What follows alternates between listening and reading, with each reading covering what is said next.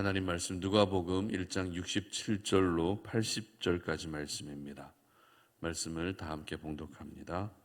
그 부친 사가랴가 성령의 충만함을 받아 예언하여 이르되 찬송하리로다. 주 이스라엘의 하나님이여 그 백성을 돌보사 속량하시며 우리를 위하여 구원의 뿔을 그 종 다윗의 집에 일으키셨으니 이것은 주께서 예로부터 거룩한 선지자의 입으로 말씀하신 바와 같이 우리 원수에게서와 우리를 미워하는 모든 자의 손에서 구원하시는 일이라. 우리 조상을 긍휼히 여기시며 그 거룩한 언약을 기억하셨으니 곧 우리 조상 아브라함에게 하신 맹세라. 우리가 원수의 손에서 건지심을 받고 종신토록 주의 앞에서 성결과 의로 두려움이 없이 섬기게 하리라 하셨도다. 이하여 네가 지극히 높으신 이의 선지자라 일컬음을 받고 주 앞에 앞서가서 그 길을 준비하여 주의 백성에게 그 죄 사함으로 말미암는 구원을 알게 하리니 이는 우리 하나님의 긍휼로 인함이라. 이로써 돋는 해가 위로부터 우리에게 임하여 어둠과 죽음의 그늘에 앉은 자에게 비치고 우리 발을 평강의 길로 인도하시리로다 하니라. 아이가 자라며 심령이 강하여지며 이스라엘에게 나타나는 날까지 빈들에 있으니라. 아멘.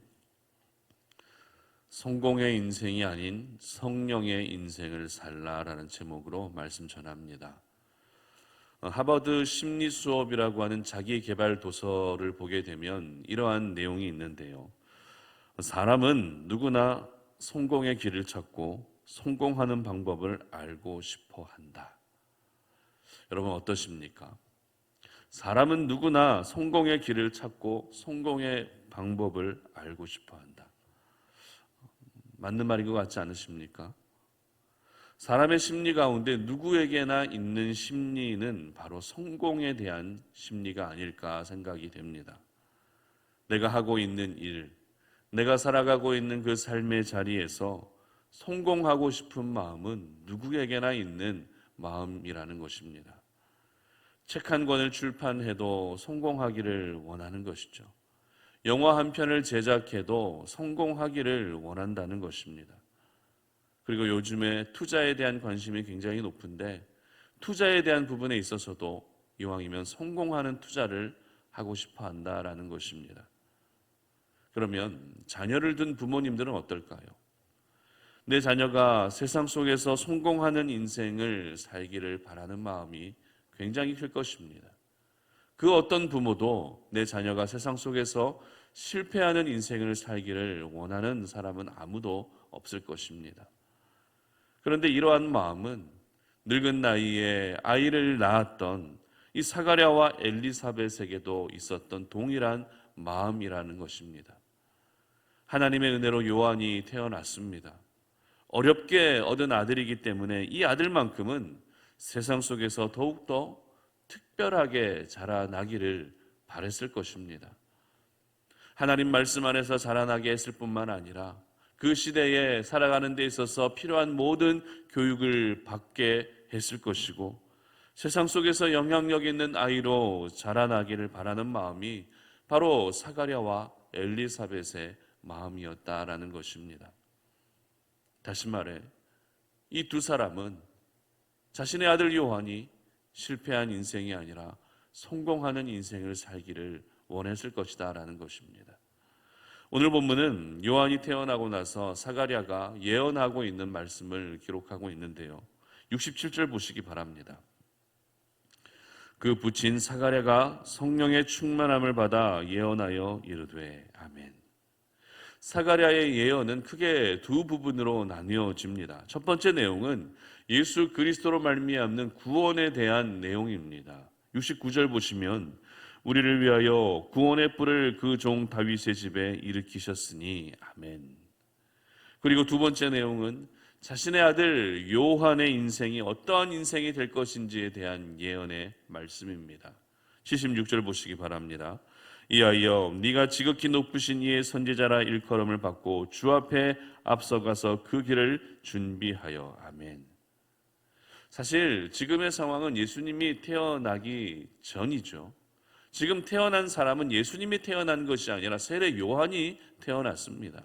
그러면 사가랴가 예언할 때에도 예수님에 대해서 예언할 것이 아니라 이미 태어난 요한의 인생에 대해서만 예언해도 충분하다는 것입니다. 그러나 사가랴는 자신의 아들 요한에 대해서 예언하기 전에 먼저 누구에 대해서 예언하고 있습니까? 예수 그리스도에 대해서 예언하고 있다는 것입니다.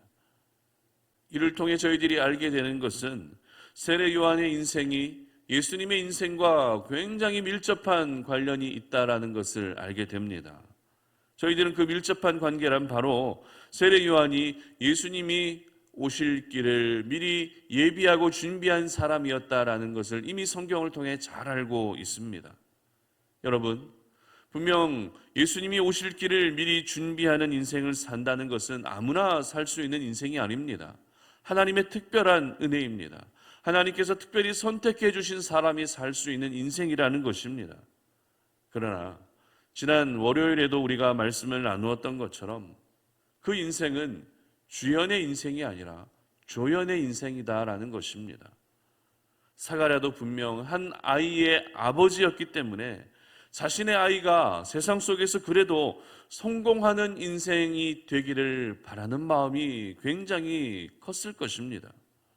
그러나 사가랴는 오늘 요한에 대해서 예언하는 것을 보면 그것은 분명 아쉬움의 마음이 아니라 진심의 축복의 마음을 가지고 예언하고 있는 것을 보게 됩니다.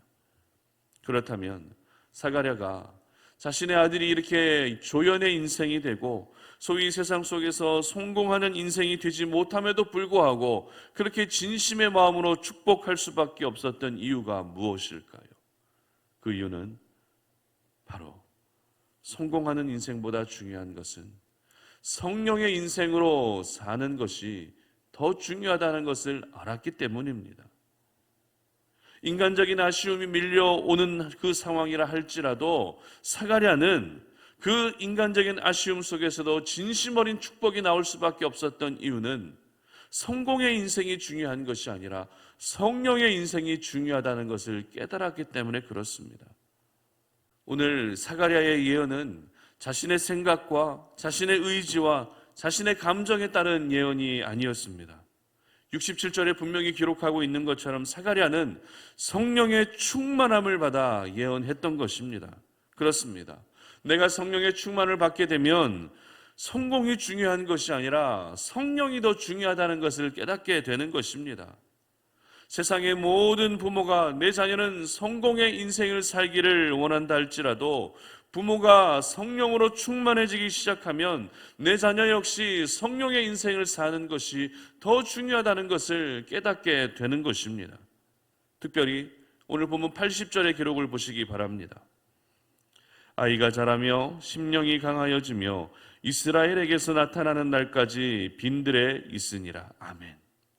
여러분, 세례 요한은 사회 안에서 공동체 생활을 하며 살았던 것이 아니라 어디에서 살았다고요? 빈들에서 살았다라고 기록하고 있습니다. 빈들에서 산 세례 요한의 모습, 여러분 어떻게 보여지십니까? 낙타 털옷을 입고 메뚜기와 석청을 먹고 사는 이 세례 요한의 인생이 어떻게 보여지십니까? 성공과는 전혀 어울리지 않는 인생이 바로 세례 요한의 인생이라는 것입니다.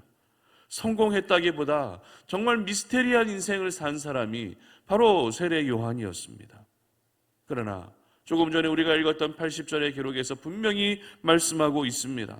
심령이 강하여지며 라고 말입니다. 여기서 심령이라는 단어는 성령을 가리킬 때 사용되는 단어와 동일한 단어를 사용하고 있습니다. 다시 말해서 비록 빈들에서 사는 이해가 가지 않는 인생을 산 사람이 세례 요한이지만 세례 요한은 바로 성령의 인생을 산 것이다 라는 사실을 우리는 깨닫게 되는 것입니다. 그렇습니다. 성령의 인생은 세상에서 말하는 성공과는 분명 다른 인생입니다. 하지만 하나님이 원하시는 진정한 성공의 인생은 바로 성령으로 사는 인생인 줄 믿으시기를 바랍니다. 성령으로 살게 되면 그 사람의 삶을 성령께서 인도해 주시는 것입니다. 성령께서 다스려 주시고 성령께서 주도해 주시기 때문에 세상에서 말하는 성공이랑 비교할 수 없는 하나님께서 허락하시는 진정한 성공의 인생이 되어지는 것입니다. 여러분, 세상의 기준으로 보는 성공은 누구나 바라는 성공입니다. 그렇기 때문에 그 성공 안에는 거의 하나님이 없습니다. 결국 하나님 없는 성공은 성공이 될 수가 없는 것이죠. 하지만 성령으로 사는 인생은 어떻습니까? 오늘도 하나님을 사랑하고 오늘도 하나님의 은혜에 빚진 자들이 바라는 삶이 바로 성령으로 사는 삶이라는 것입니다. 그렇기 때문에 성령으로 사는 사람의 인생에는 분명히 하나님이 살아 계십니다. 하나님이 그 안에 역사하고 계십니다.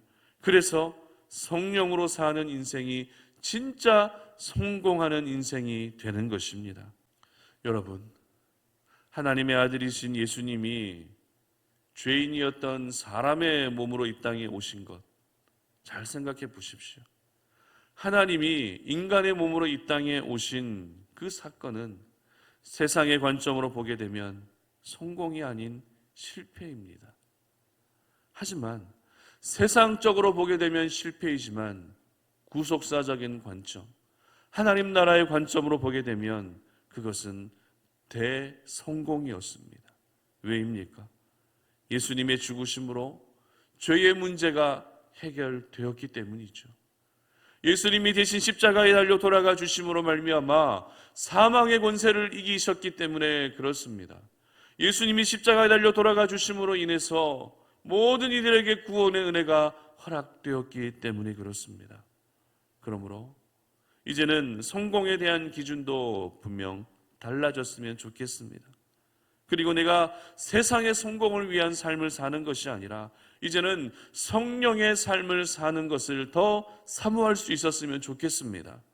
성령의 삶을 살게 되면 언제나 나의 삶 가운데 예수님이 먼저이고 예수님이 우선이 되는 것입니다. 여러분, 오늘은 크리스마스 이브죠. 많은 사람들이 예수님과 상관없는 크리스마스 성탄 이브를 보내고 있는 것 같습니다.